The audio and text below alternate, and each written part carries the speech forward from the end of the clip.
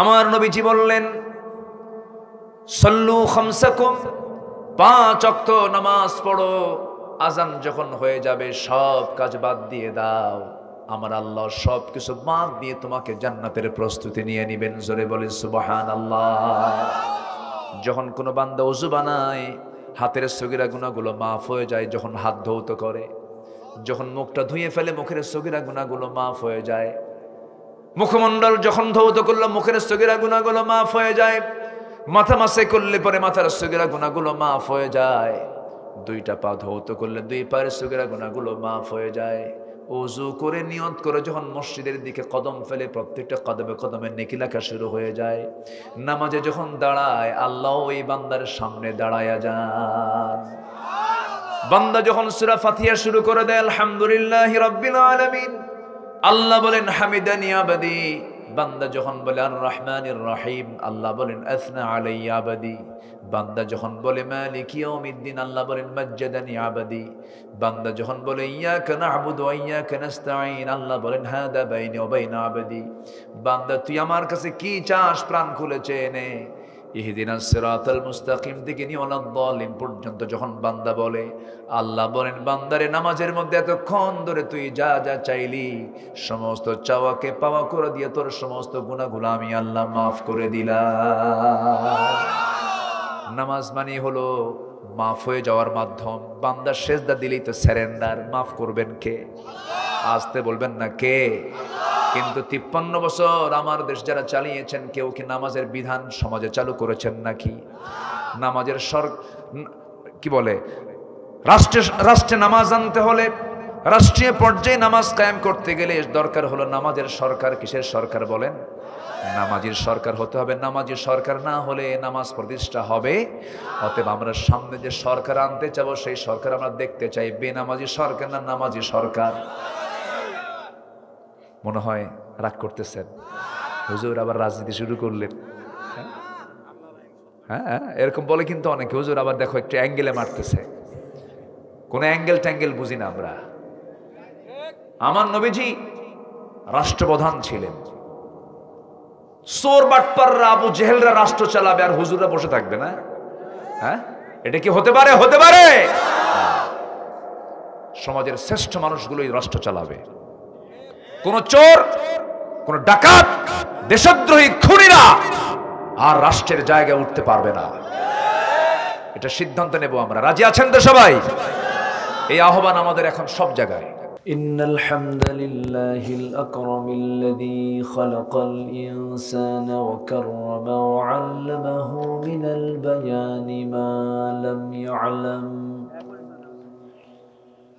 فسبحان الذي لا يحصى امتنانه باللسان ولا بالقلم. نشهد أن لا إله إلا الله وحده لا شريك له، ونشهد أن سيدنا وحبيبنا ومولانا محمدًا عبده ورسوله الذي أرسله بالحق بشيرا ونذيرا وداعيا إلى الله بإذنه وسراجا منيرا. فقد قال الله تعالى في كلامه المجيد وفرقانه الحميد: أعوذ بالله من الشيطان الرجيم. بسم الله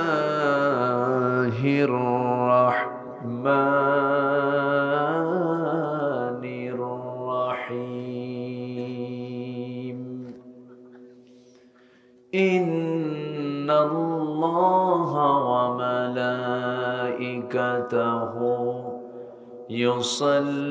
يصلون على النبي يا أيها الذين آمنوا صلوا عليه وسلموا تسليما اللهم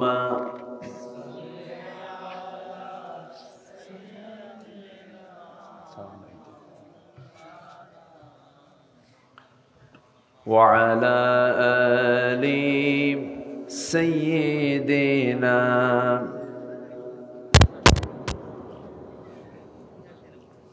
একটু মহাব্বত দিয়ে নবীর প্রেমে মাতোয়ারা হয়ে জবান খুলে আওয়াজ দিয়ে জোরালো কণ্ঠে সবাই বলুন আল্লাহুম্মা সাল্লি আলা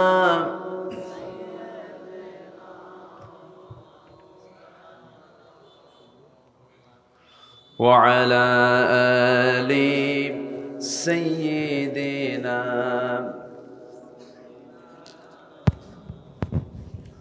সবাই বলুন বালাগাল উলা বিকামালিহি কাশাফাত তুজা বিজামালিহি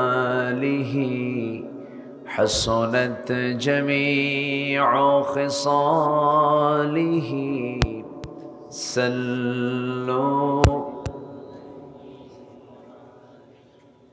سورة يوسف بداري حكمة لقمان ما قارئ قرآن باري يهدي لسادمان ما بلغ العلا بكماله كشف التجى بجماله حسنت جميع خصاله صلوا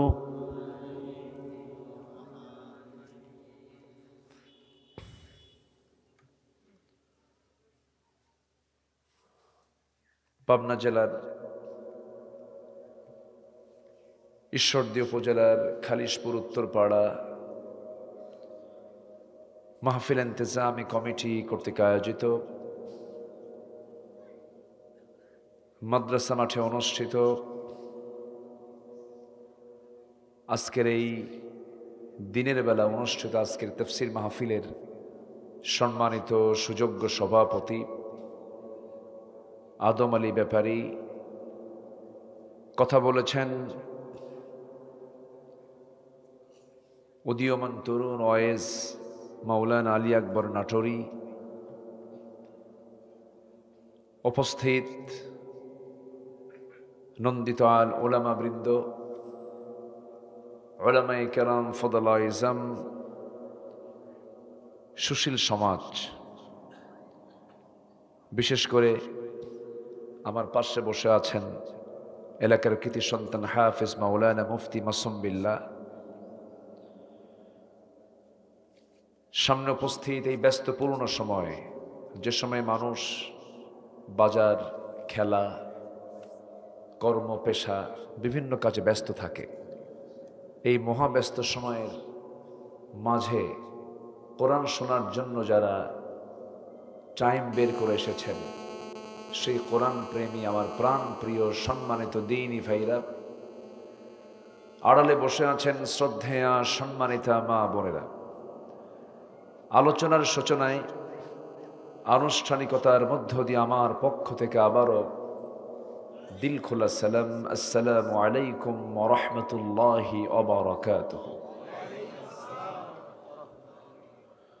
সবাই কেমন আছেন? আমাকে প্রশ্ন করলেন, জি আল্লাহ তাআলা আমাকে তো আপনার সাথেই রেখেছেন, তো এক সাথী তো আছি আমরা, আল্লাহ ভালো রেখেছেন, বলি আলহামদুলিল্লাহ।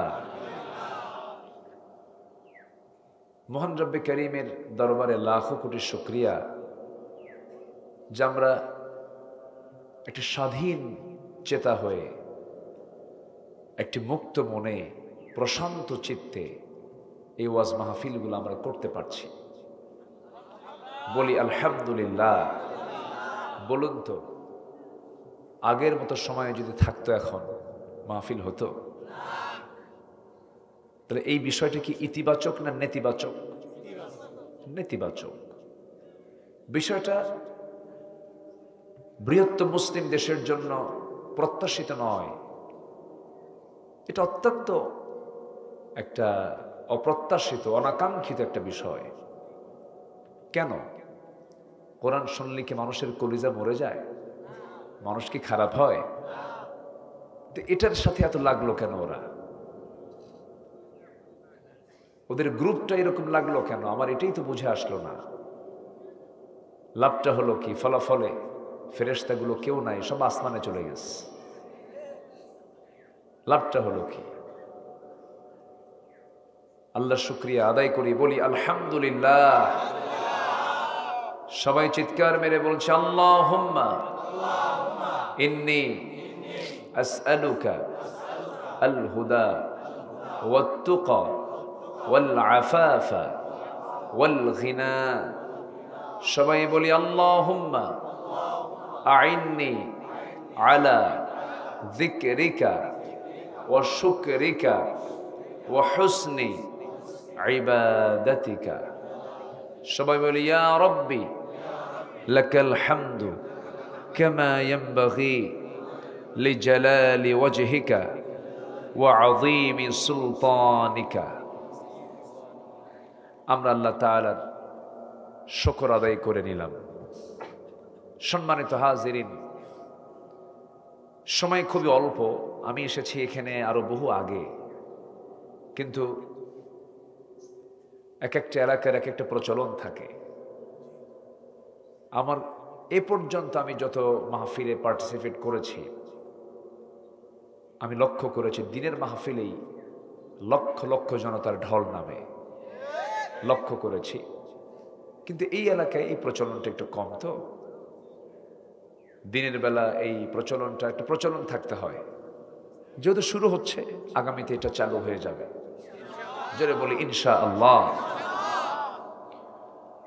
সম্মানিত ভাইয়েরা, আমরা জীবন যে পেয়েছি, এই জীবন কি এই দুনিয়া তার পাবো? আসতে বলে জীবন কয়টা? একটাই কিন্তু জীবন।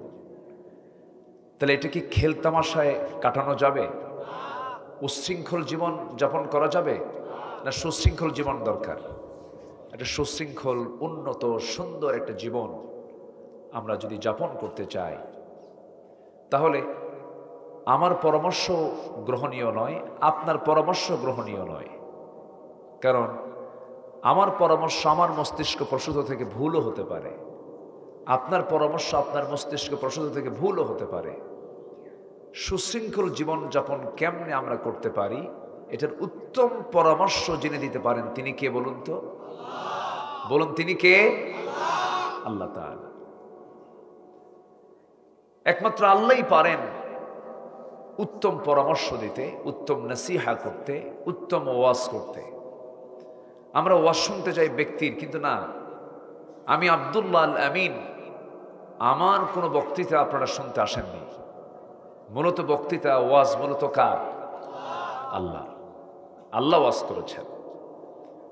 আল্লাহ রাব্বুল আলামিন বলেন, ইন্নাল্লাহা ইয়া'মুরু বিল আদলি ওয়াল ইহসানি ওয়া ইতা'i যিল কুরবা ওয়া ইয়ানহা আনিল ফাহশাই ওয়াল মুনকারি ওয়াল বাগি ইয়া'iযুকুম লা'আল্লাকুম তাযাক্কারুন। আশা করা যায় তোমরা স্মরণ করবে আমি যে ওয়াজ তোমাদেরকে করছি। ইয়া'iযুকুম লা'আল্লাকুম তাযাক্কারুন, তিনি তোমাদেরকে ওয়াজ করছেন। তাহলে ওয়াজটা মূলত কার ওয়াজ? আল্লাহর ওয়াজ। এই আল্লাহর ওয়াজে যারা বাধা দিয়েছে তারা তো ফেরাউনের খালাতো ভাই, আপন ভাই না। আপন ভাই কেমনে হয়? তাহলে তো মা লাগবে একটা, তাই না? আপন ভাই হতে কি লাগবে? মা লাগবে। হ্যাঁ, রক্তের সাথে কিছু মিল আছে, ওই একই রক্তগুলো। ব্লাড টেস্ট করলে খুঁজে পাওয়া যাবে ফেরাউনের রক্তই আছে এদের ভিতরে। চরিত্র এক তো। ফেরাউনের দোষ একটাই ছিল, সেটা হলো ও ক্ষমতা লোভী ছিল, খুব অবৈধ ক্ষমতা লোভী ছিল ফেরাউন। চিন্তা করেন না, নিজের ক্ষমতাকে পাকাপোক্ত করার জন্য নিজের পরিবারকে তছনছ করে ফেলল, বউটাকে পর্যন্ত হত্যা করল, সন্তানগুলোকে মেরে ফেলল। কি ক্ষমতার লোভ দেখেন। নিজের বইয়ের কথাও চিন্তা করলো, নিজের পরিবারের কথাও চিন্তা করে নাই, হত্যা করেছে। ইভেন ইউযাব্বিহুনা আবনাআকুম ওয়া ইস্তাহয়ুনা নিসাআকুম, ছেলে সন্তানগুলোকে মার পেট থেকে চিরে বের করে হত্যা করেছে। 40,000 এট এ টাইম সে এই অপকর্মগুলো, হত্যাগুলো সে করেছে। কেন? একমাত্র কারণ ছিল ক্ষমতায় টিকে থাকার জন্য, অবৈধভাবে। কিভাবে বলেন তো? অবৈধ মানে জনগণ চায় না, এরপরও টিকে থাকতে চায়। 1600 বছর হায়াত ছিল তার। কত বছর? আর এরা ছিল 16 বছর। ঠিক আছে না? সংখ্যার মিলটা দেখছেন? সংখ্যার একটা মিল আছে না? এদেরও চরিত্রের এরকম একটা মিল আছে। এনাদের একটা প্রবলেম ছিল, সেটা হলো জনগণ চাক আর না চাক থাকতে হবে, হুজুরদের দুইটা জেলখানায় ঢুকাতে হবে। যে বলবে কথা তারই ধরো, রাজাকার বানায় ছাড়ো। তার জন্ম এখন 71-এর আগে হোক আর পরে হোক,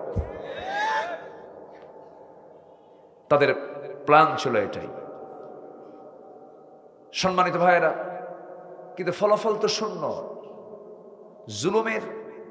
জুলুমতন্ত্র বন্ধ করার দায়িত্ব আল্লাহর নিজের। জালিমের পতন ঘটানোর দায়িত্ব কার? আল্লাহর নিজে দায়িত্ব নেন। এগুলো নেননি? দায়িত্ব নিয়েছেন কিনা বলেন? এই বাচ্চাগুলো, ছাত্ররা, ছোট ছোট বাচ্চা চিন্তা করে যে পুলিশে গিয়ে থাপ্পড় মারে। দেখেন আপনারা? দেখেন নাই? আজকে যদি নৈতিকতার মানদণ্ড যদি প্রশাসন যদি দাঁড়াতো, 2000 ছাত্রের এই জীবনগুলো দেওয়া লাগতো না। বড় আফসোস, শেষে সন্তানগুলো হারালেন আপনাদের নৈতিকতার অবস্থানে না টিকে থাকার জন্য। তাদের সন্তান যায় নাই, তাদের সন্তান চলে গেছে। অনেক পুলিশ বাড়ির সন্তান চলে গেছে। আপনার সন্তান হারিয়েছেন, আপনার কারণে সন্তান হারিয়েছেন। আমারে ধরে নিয়ে চলে গেল 2018 সালে। থানায় নিয়ে গিয়ে ওসি সাহেব কান্দে, আমারে ধইরা কান্দে, হুজুর আমি আপনার ওয়াজ শুনি, আপনার খুব ভক্ত আমি, কি করব হুজুর, উপায় তো নাই, চাকরি বাঁচান ফরজ। বললাম ইমান বাঁচান নফল। আমার এক মামলা টামলা দিয়া জেলখানায় ঢুকায় দিয়ে বলল, হুজুর নির্বাচন পর্যন্ত থাকেন। থাকলাম, গেলাম। তো জেলখানায় ঢোকা মাত্রই এক চাচা সামনে দাঁড়ানো। চাচা আমারে দেখে সালাম একখান দিয়ে বলে, হুজুর আপনি জেলখানায় আসছেন, দারুণ খুশি হয়েছি। তো বললাম জেলখানায় ঢুকলে কেউ খুশি হয়? তো বলতেছে যে হুজুর ওয়াজ শুনতে যায়, অনেক দূর থেকে ওয়াজ শুনি, কাছে যাওয়ার এত চেষ্টা করি, মুসাফা করতে চাই, পারি না, এত সুন্দর কাছে আসছেন, খুব ভালো হয়েছে, থাকেন। লাভটা কি? কোনো তো লাভ হলো না। ইতিহাস থেকে শিক্ষা নিন, এই জাতির শিক্ষা নেওয়ার দরকার আছে। ইতিহাস থেকে শিক্ষা নিন, জুলুমতন্ত্র টিকে না, জুলুমতন্ত্র টিকে না। মুসলিমের দোয়া সঙ্গে সঙ্গে কবুল করেন তিনি কে? আল্লাহ তাআলা। সম্মানিত ভাইয়েরা, সুন্দর একটা পরিবেশ আমরা পেয়েছি, এটাকে কাজে লাগাবো ইমান দিয়ে। কি দিয়ে বলেন তো? কি দিয়ে কাজে লাগাবো? ইমান দিয়ে কাজে লাগাতে হবে। ইমানের কাজ আছে না নাই? মুমিন কি বসে থাকে না কাজ করে? কাজ করে। মুমিনের কাজ আছে বহু, সেটা হচ্ছে আখিরাতের জন্য কাজ করতে হবে। এজন্য আমরা জীবনটাকে সাজাবো উশৃঙ্খল দিয়ে না সুশৃঙ্খল দিয়ে? সুশৃঙ্খলা দিয়ে আমরা জীবনটাকে সাজাবো। কোরআন মানুষকে সুশৃঙ্খল করে। এই কোরআন যদি কেউ মানে, তার জীবনটা হবে উন্নত জীবন, পরিকল্পিত জীবন, সাজানো গোছানো পরিপাটি জীবন। বলি আলহামদুলিল্লাহ। নামাজ কি সময়ে না অসময়ে? তাহলে এটাই তো শৃঙ্খলা। এটা কি শৃঙ্খলা? আল্লাহ রাব্বুল আলামিন বলেন, ইন্নাস সালাতা কানাত আলাল মুমিনিনা কিতাবাম মাওকুতা।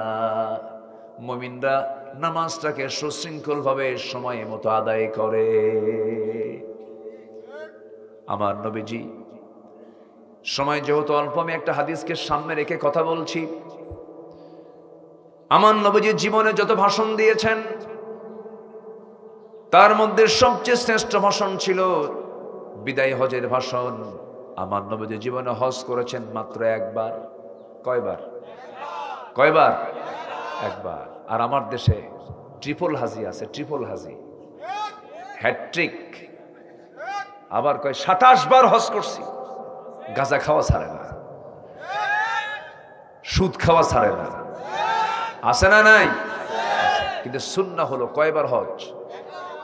আমার রাসূল জীবনে কয়বার করেছেন? একবার। বারবার যান, গুনাহ হবে না, যান। কিন্তু আপনার প্রতিবেশীর পেটে খাবার নাই, ওই টাকাটা খরচ না করে ওনার হাতে দিয়ে দেন, দুটো গরু কিনে দেন, বিধবার পাশে দাঁড়িয়ে তার হাতে একটা সুন্দর মোটা তাজা গাফি কিনে দেন, অনেক উপকার হবে। কিন্তু ওই যে উনি বলবেন 27 বার গেছি। কয়বার? 27 বার। 27 বার নামটা তো নিতে হবে, তো গল্প করা যায় না। পৃথিবীতে যত কাজ আছে এর মধ্যে মুমিনের সবচেয়ে শ্রেষ্ঠ কাজ হলো মানুষের কল্যাণে নিজের জীবনকে বিলিয়ে দেওয়া, উৎসর্গ করে দেওয়া। আল্লাহু আকবার বল।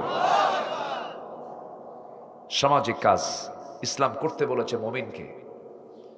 আহারে, এই যে আজকে মুরব্বীরা বসে আছেন মঞ্চে, উপায় ছিল না, হ্যাঁ, উপায় নাই। আমরা যে কেমনে ওয়াজ করছি জানেন? হয়তো কোথাও মাহফিল আছে, মোড়ে মোড়ে আমাদের দ্বীনি ভাইরা দাঁড়ায় থাকতেন, আর থানায় থাকতেন, সামনে দাঁড়ায় থাকতেন, দেখো তো কোনো ফোর্স আসে নাকি, কোন দিক দিয়ে ঢোকে, তার আগ দিয়ে মাহফিল শেষ করো। এই যে সিচুয়েশন গুলো যারা তৈরি করেছে কোরআনের বিরুদ্ধে, আমরা এদের চিত্র আর বাংলার জমিনে দেখতে চাই না। রাজি আছেন কারা কারা? হাত উঁচু করে দেখা।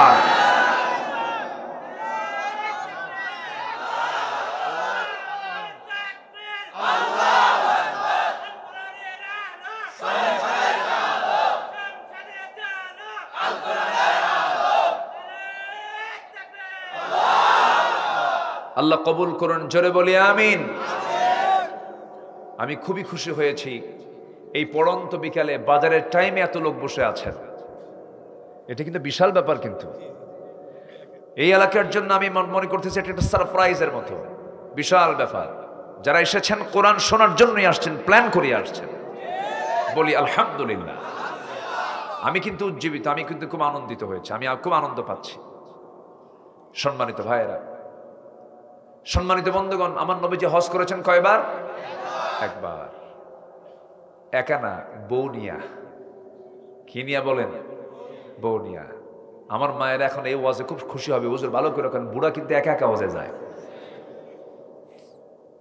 আমার নবীজি স্ত্রীর সাথে নিয়ে হজে গিয়েছেন, এবং ইহরাম বাঁধার আগে আম্মা জান আয়েশা বলেন, আমার রাসূল আমার সঙ্গে সহবাস করলেন, পবিত্র হলেন, এরপরে হেরামের কাপড় বাঁধলেন। স্ত্রী হচ্ছে ইমানের পাহারাদার। আলহামদুলিল্লাহ বলবেন না? বউকে সাথে নিলে ইমান ফ্রেশ থাকে, ইমান তরুতাজা থাকে, ওয়াসওয়াসা দেওয়ার সুযোগ, চান্স শয়তান পায় না। বউ সাথে আছে, ক্ষমতা নাই আপনি অন্য কোনো নারীর দিকে চেয়ে থাকবেন, উপায় নাই, ও তো দারোগা। আপনি যদি তাকান 15-20 অথবা 30 সেকেন্ডও যদি আপনি তাকান, চট করে হয়তো তাকাইছেন, চোখ পড়ে গেছে, এই নজরে যদি আপনার স্ত্রীর নজরে যায় যে আপনি ছায়া ছিলেন, কিচ্ছু কবে না, সারাদিন বাইরে আছেন, সমস্যা নাই, সন্ধ্যার পরে গিয়ে শুধু ডাকবেন, সুইটি, থাও তোমার সুইটি, ছায়া থাকো আরেক দিকে। কি বোঝেন নাই? হ্যাঁ, এই জন্য রাসূল কোন সফরে স্ত্রী ছাড়া তিনি যেতেন না, সাথে নিয়ে যেতেন। এটা নিয়া সুন্নত, বলি আলহামদুলিল্লাহ। সবচেয়ে বড় যুদ্ধ, কণ্টকাকীর্ণ যুদ্ধ ছিল উহুদের ময়দান। আমার নবী সেই যুদ্ধেও আম্মা জান আয়েশাকে সাথে নিয়ে গেছেন। তাহলে বউ নিয়ে চলা কি আসতে কয়? অন্যের বউ না কিন্তু আবার, এটা যেন মনে থাকে আবার। এখন তো অন্যের বউ নিয়ে বেশি মারামারি হয়। পরকীয়ার পরিমাণ কমছে না বাড়ছে? বেড়েছে। নাটকগুলো যে ভারত থেকে আমদানি হয়, কলকাতা থেকে আমদানি হয়, এগুলো ভাইরাস হয়ে সমাজ ব্যবস্থাকে ধ্বংস করে দিচ্ছে। আমরা সতর্ক থাকব।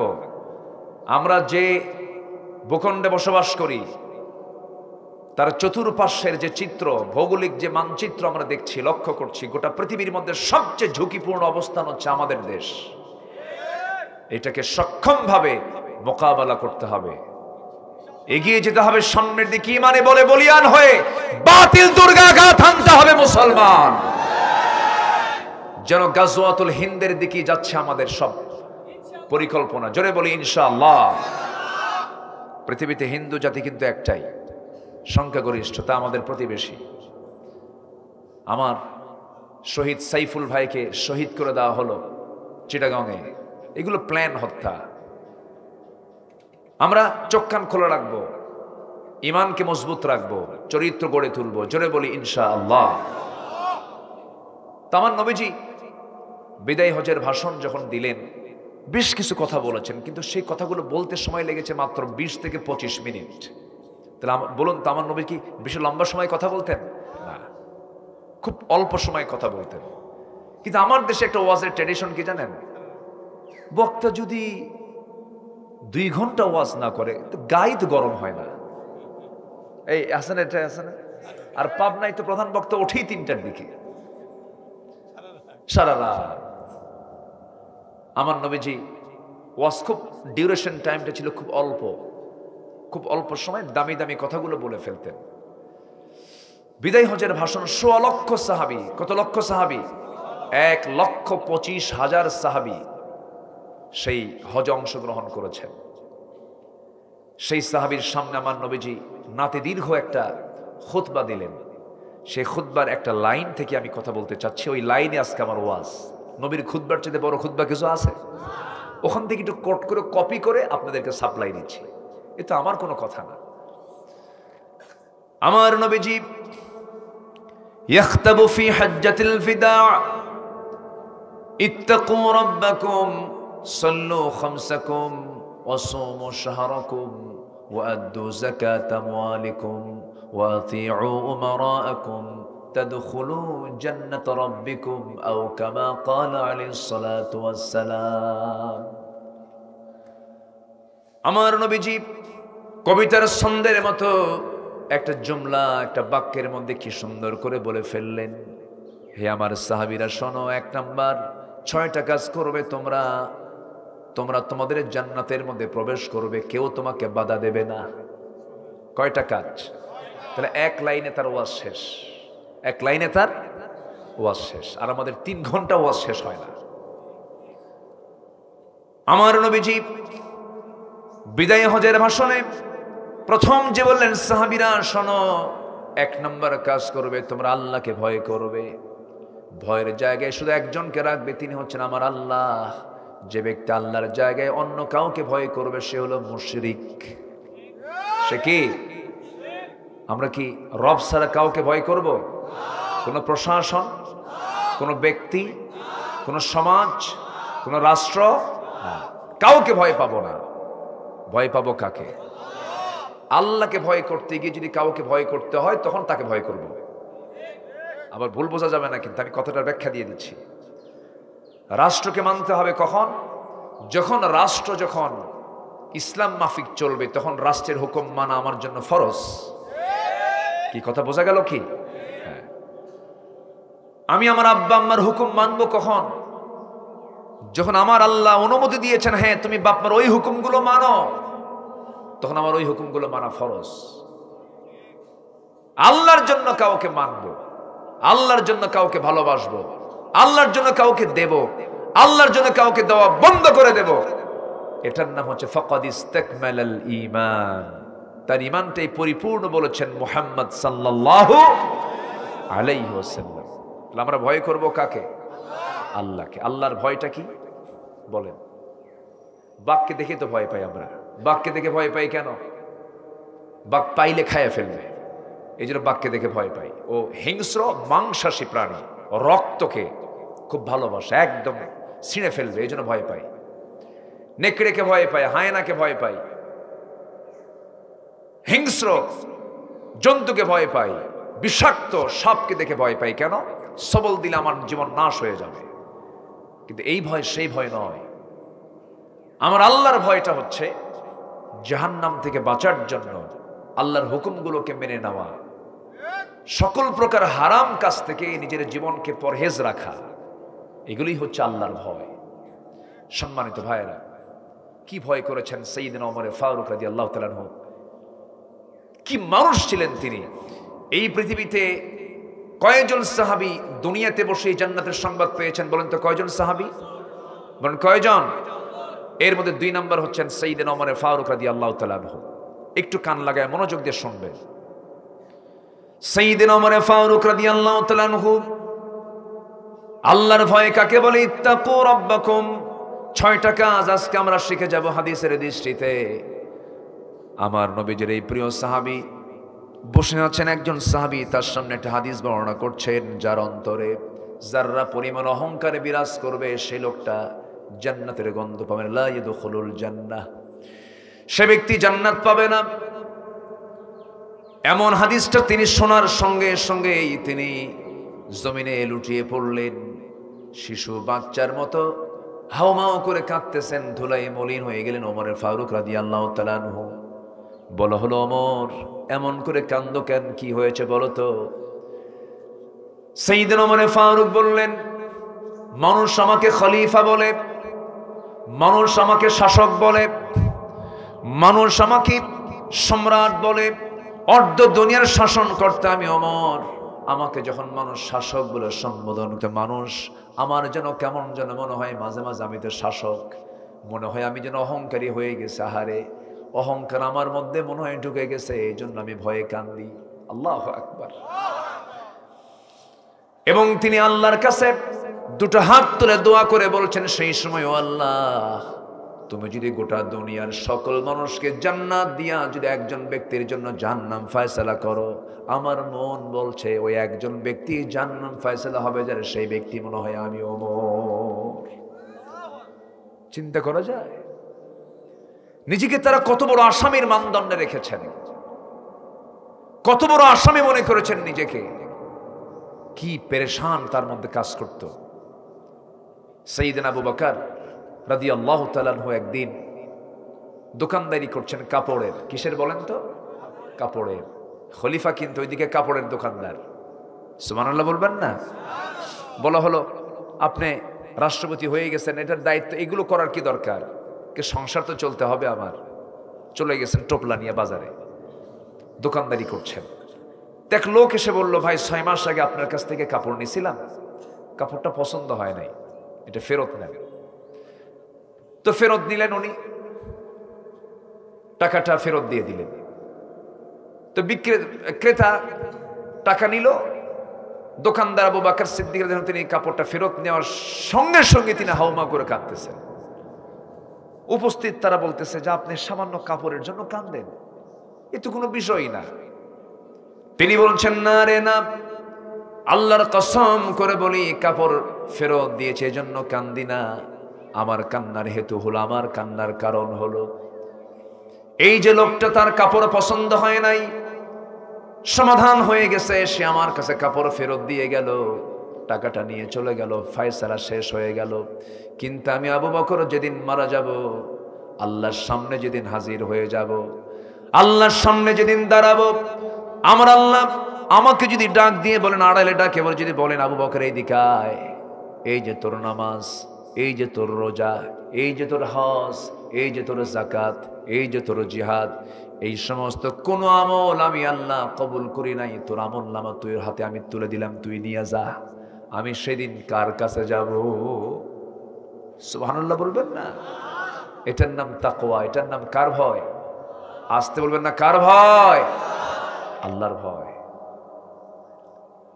প্রচন্ড প্রত্যাশী হতে হবে আল্লাহর কাছে, আল্লাহকে খুবই কাছে টানতে হবে, আল্লাহকে অত্যন্ত কাছের জন মনে করতে হবে, সব চাওয়া সব কিছু আল্লাহর জন্য নির্দিষ্ট করতে হবে। আমার বন্ধুগণ, দুনিয়ার স্বার্থ ত্যাগ করতে হবে আল্লাহকে পেতে গেলে। যেমন করে দুনিয়ার সকল স্বার্থ ত্যাগ করেছেন একজন মহিলা, যার স্বামী ছিল ফেরাউন। সেই মহিলার নাম কি বলেন? আসিয়ারে কি আসছে মাহফিলে? আসিয়ারা আছে? মানে আমাদের অবস্থা একটু ভাগাভাগি করতে হয়। মেয়েরা আবার হিংসা করে কয় কি জানেন? হুজুর হুজুর তো আমাদের কিছু কইলই না, একটা মহিলার নামও নিল না। তারা আবার একটু আপত্তি করে। এই জন্য আমরা একটু আলোচনার পার্ট একটু এদিক সেদিক করি, একটু বলতে হয়। আসিয়া হচ্ছে মাদের জন্য একটা দৃষ্টান্ত। আল্লাহু আকবার বলেন। এমন দৃষ্টান্ত পৃথিবীর কেউ রাখতে পারে নাই, আসিয়া যে দৃষ্টান্ত রেখেছেন। আচ্ছা, আসিয়া কি এই ফকিরের বউ ছিলেন নাকি? উনি কার বউ ছিলেন? একটা বাদশাহ। চিন্তা করেন আপনি, যদিও জালিম, রাষ্ট্রপ্রধানের তিনি বউ ছিলেন। তাহলে বলেন তো, চেয়ারম্যান বড় হয় না চেয়ারম্যানের বউ বড় হয়? উত্তর দেন। খুব মুসিবত, তাই না? এগুলো উত্তর দেওয়া খুব মুসিবত। বউ কিন্তু কম না। আপনি যত বড় হুজুর হন, বউয়ের কাছে কায়েত। তুমি কত বড় হুজুর আমার জানা আছে, বসো, এক কথায় সব শেষ। কি ঠিক কিনা? সব শেষ। স্ত্রী কিন্তু একটা সম্মানজনক পদ, বিশাল ব্যাপার এটা। সেই ফেরাউনের স্ত্রীর সম্মানজনক পদ তিনি প্রত্যাখ্যান করে ঈমানকে তিনি টিকে রাখলেন। আল্লাহু আকবার বলবেন না? কার ভয়? আসতে বলবেন না, কার ভয়? আল্লাহর ভয়। শেষ পর্যন্ত তাকে জানিয়ে দেওয়া হলো সবচেয়ে মানুষের মূল্যবান জিনিস হলো জীবন। মূল্যবান জিনিস কি? জীবন। জীবন শেষ করে দেওয়া হবে, তোমাকে হত্যা করা হবে। ফেরাউন বলেই ফেলল, সন্তানগুলোকে মেরে শেষ করে দিল। একদম টকবগে তেলের মধ্যে সন্তানগুলোকে ছেড়ে দিয়ে ভাজা মাছের মতো শেষ করল। সংসার শেষ। পরে বলল যে জান্নাত রেডি করছি, তুমি যদি দিন না ছাড়ো, আল্লাহকে না ছাড়ো, মুসাকে না ছাড়ো, তোমাকে শেষ করে দেব, দু টুকরা করে শেষ করে ফেলবো। আসিয়া কি বলেছিলেন হ্যাঁ আমি তোমাকে মেনে নিলাম? বলেছিলেন? কোন মুনাফিকি করেছেন? কোন মিথ্যা আশ্রয় নিয়েছেন? তিনি সোজা বললেন, স্বামী আমার, আপনার যৌবন আমার কাছে, আমার যৌবন আপনার কাছে। আমার সংসারের জীবনে আপনি একটা গুরুত্বপূর্ণ ব্যক্তি, কিন্তু ঈমানের কাছে সব মাইনাস করতে আমি বাধ্য হচ্ছি। নাকের মধ্যে জান্নাতের ঘ্রাণ পাচ্ছি, আমি আল্লাহর কাছে চলে যাচ্ছি। জোরে বলি সুবহানাল্লাহ। সূরা তাহরিম পড়বেন, সূরা তাহরিম পড়বেন। পড়ার দরকার আছে না? খালি শুনলে হবে? পড়তে হবে। জান্নাত পেতে হলে পড়তে হবে, না পড়লে জান্নাত তো মিলবে না ভাই। এটা পড়তে হবে, জানতে হবে। নিজে বুঝতে পারেন না, সন্তানকে বুঝায় দিতে হবে, মাদ্রাসায় দিতে হবে, দ্বীনি শিক্ষা দিতে হবে। কুন আলিমান আও মুতাআল্লিমান আও মুহিব্বান আও মুস্তামিআন, একটা হতে হবে তো। ওয়ালা তাকুন খামসান ফাতুহলিক আও কামা ক্বালা আলাইহিস সালাতু ওয়াস সালাম। সম্মানিত ভাইয়েরা, আসিয়া আলাইহিস সালাতু ওয়াস সালাম শেষ পর্যন্ত দেখলেন যে তার মরণ চলেই আসছে। তার সবচেয়ে কাছের জন তিনি কাকে বানিয়েছেন? আসতে কাকে বানিয়েছেন? কাকে বানিয়েছেন? আল্লাহ কি আছেন?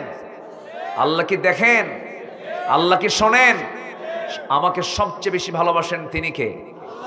আমি আল্লাহকে বেশি ভালোবাসি না আল্লাহ আমাকে বেশি ভালোবাসেন? হ্যাঁ।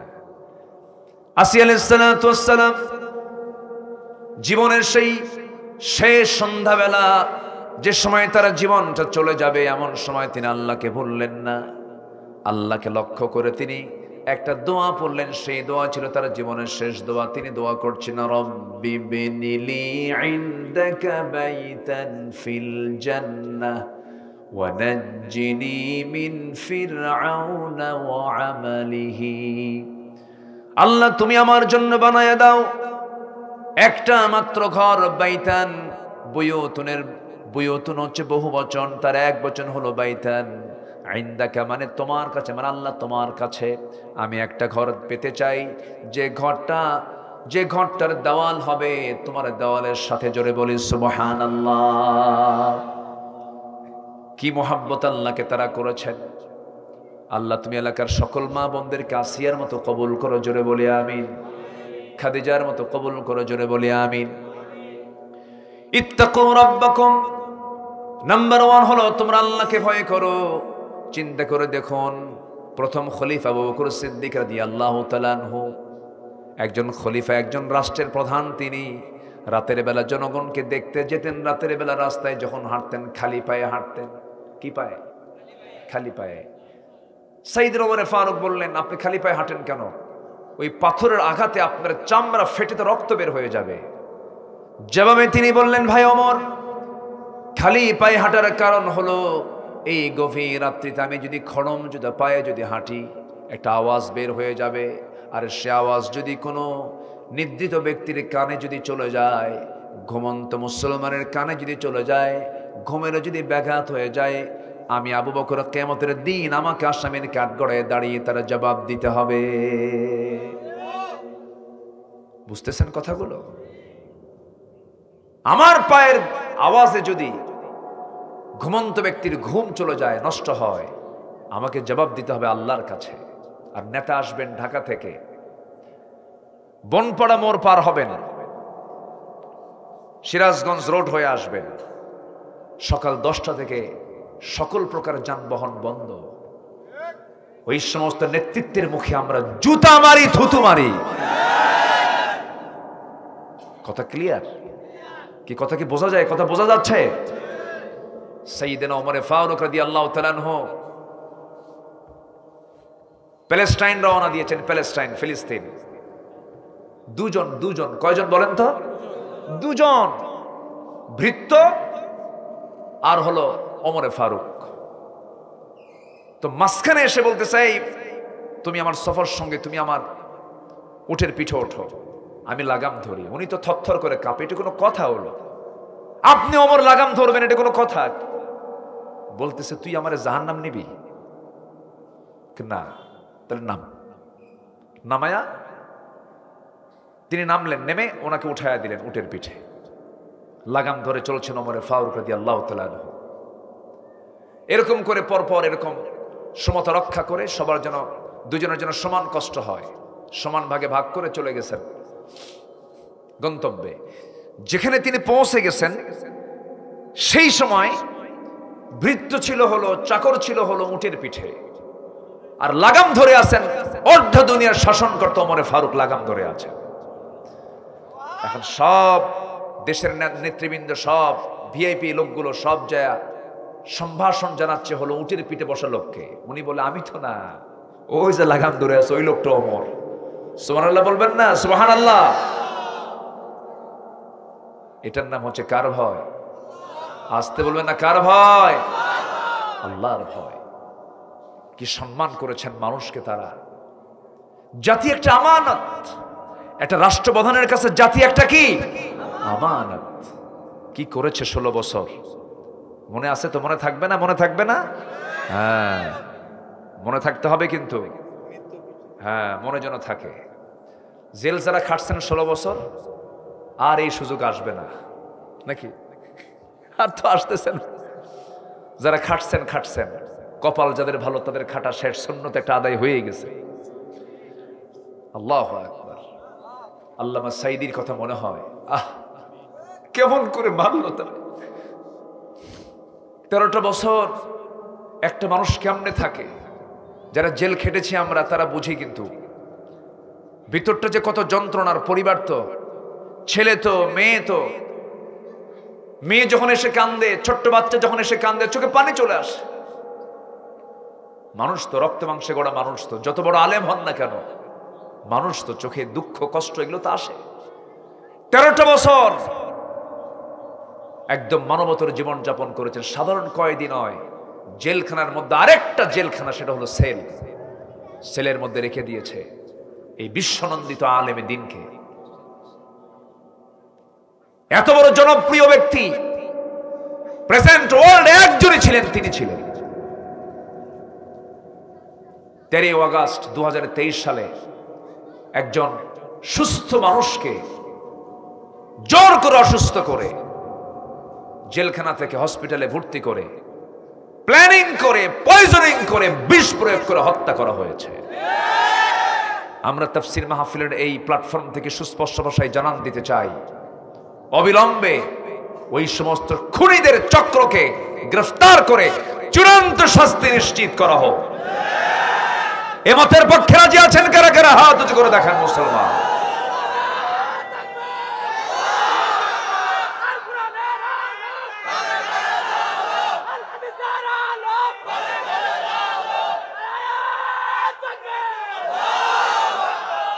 আল্লাহ কবুল করুন, জোরে বলে আল্লাহুম্মা আমিন। একটা মুমিনকে হত্যার অপরাধ কতটুকু জানেন? কোরআন বলছে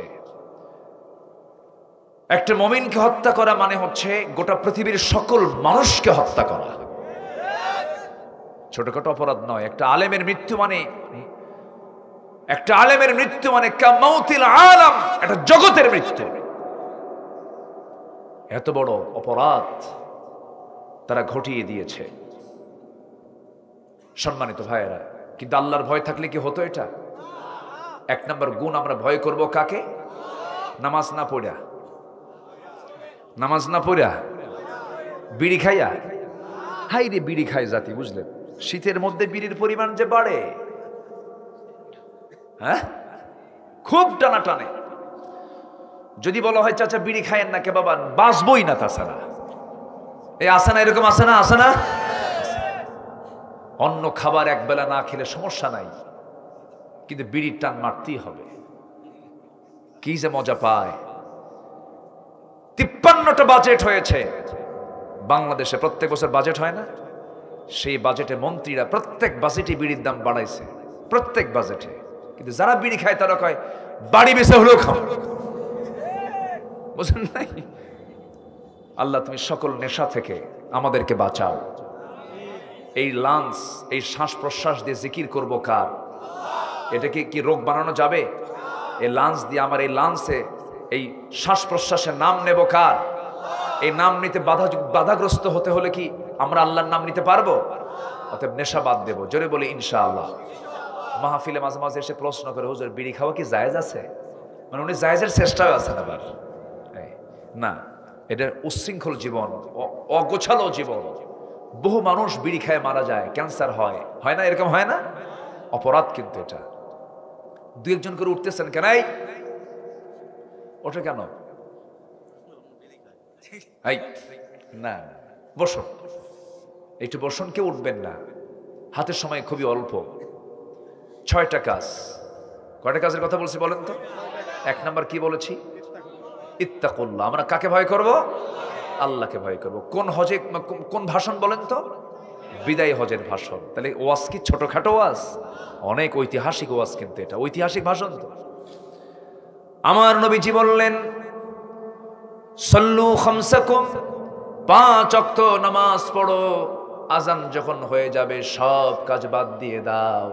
আমার আল্লাহ সব কিছু বাদ দিয়ে তোমাকে জান্নাতের প্রস্তুতি নিয়ে নিবেন। জোরে বলেন সুবহানাল্লাহ। যখন কোনো বান্দা ওযু বানায়, হাতের সগীরা গুনাহগুলো মাফ হয়ে যায়। যখন হাত ধৌত করে, যখন মুখটা ধুয়ে ফেলে, মুখের সগীরা গুনাহগুলো মাফ হয়ে যায়। মুখমণ্ডল যখন ধৌত করলো, মুখের সগীরা গুনাহগুলো মাফ হয়ে যায়। মাথা মাসে করলে পরে মাথার সগীরা গুনাহগুলো মাফ হয়ে যায়। 2টা পা ধৌত করলে 2 পায়ের সগীরা গুনাহগুলো মাফ হয়ে যায়। ওযু করে নিয়ত করে যখন মসজিদের দিকে কদম ফেলে, প্রত্যেকটা কদমে কদমে নেকি লেখা শুরু হয়ে যায়। নামাজে যখন দাঁড়ায়, আল্লাহ ওই বান্দার সামনে দাঁড়ায়া যান। বান্দা যখন সূরা ফাতিহা শুরু করে দেয়, আলহামদুলিল্লাহি রাব্বিল আলামিন, আল্লাহ বলেন হামিদানি আবাদি। বান্দা যখন বলে আর রহমানির রহিম, আল্লাহ বলেন আসনা আলাইয়া আবাদি। বান্দা যখন বলে মালিক ইয়াউমিদ্দিন, আল্লাহ বলেন মাজ্জাদানি আবাদি। বান্দা যখন বলে ইয়াকা না'বুদু ওয়া ইয়াকা নাস্তাঈন, আল্লাহ বলেন হাদা বাইনি ওয়া বাইনা আবাদি। বান্দা তুই আমার কাছে কি চাস, প্রাণ খুলে চেয়ে নে।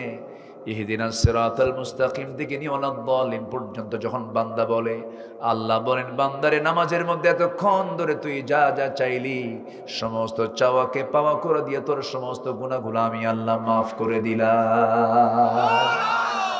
নামাজ মানে হলো মাফ হয়ে যাওয়ার মাধ্যম। বান্দা সেজদা দিলেই তো সারেন্ডার। মাফ করবেন কে?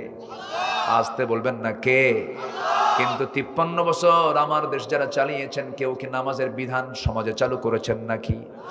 নামাজের কি বলে, রাষ্ট্রে নামাজ আনতে হলে, রাষ্ট্রীয় পর্যায়ে নামাজ কায়েম করতে গেলে দরকার হলো নামাজের সরকার। কিসের সরকার বলেন?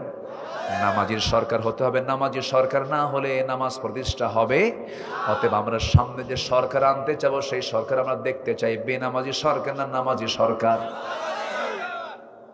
মনে হয় রাগ করতেছেন, হুজুর আবার রাজনীতি শুরু করলেন।